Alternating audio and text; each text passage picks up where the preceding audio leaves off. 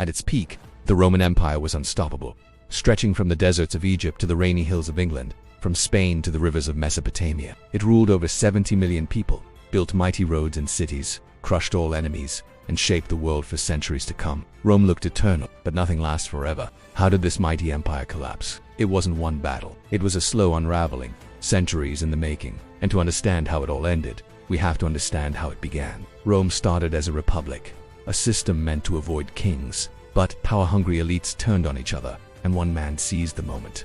Julius Caesar. Brilliant general, beloved populist, ruthless politician. When he became dictator for life, the Senate panicked. His murder on the Ides of March plunged Rome into chaos. The civil wars that followed led to Caesar's adopted heir, Octavian, taking control. He crushed his enemies, including Cleopatra and Mark Antony, and was crowned Augustus, the first emperor. Rome was no longer a republic, it was an empire, and under Augustus, it thrived. The PaxRomana, a 200-year period of relative peace, followed. Roads connected cities, trade flourished, armies kept the borders secure. But even as Rome grew rich, cracks formed beneath the surface. Religion became one such crack. The Romans worshipped many gods: Jupiter, Mars, Venus. Their stories were dramatic, even absurd. But then Christianity arrived. Born from the teachings of Jesus of Nazareth, it spread quietly at first, often persecuted. Yet it endured and eventually thrived. The real trouble started with emperors who weren't ready for the crown. Commodus was just 15 when he took power. Emotional, reckless, and obsessed with gladiators.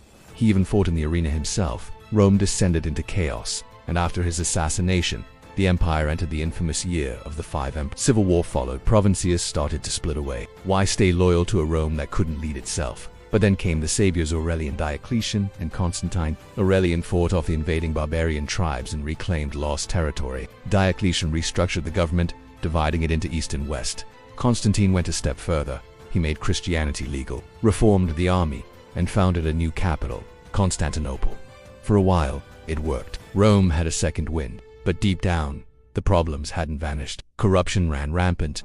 Generals turned into warlords. Emperors came and went like shadows, some killed within months of taking power. The army was stretched thin.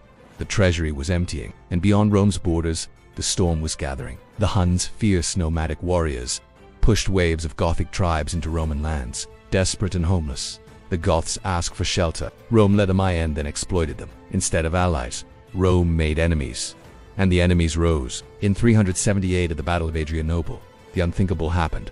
A Roman army was annihilated by the Goths. The Emperor Valens died on the field. It was a turning point. Rome never recovered. In 395, the empire split permanently. The east would become Byzantium and survive another 1,000 years. But the west, it was doomed. Invasion followed invasion. Attila the Hun swept through the provinces like a storm. Rome's generals fought back, sometimes with success. But the empire was bleeding. Piece by piece, it fell apart. Finally, in 476 AD, a barbarian warlord named Odoacer entered Rome. The last emperor, Romulus Augustulus, just a teenage boy, surrendered without a fight. Odoacer let him live, gave him a pension, and took the throne.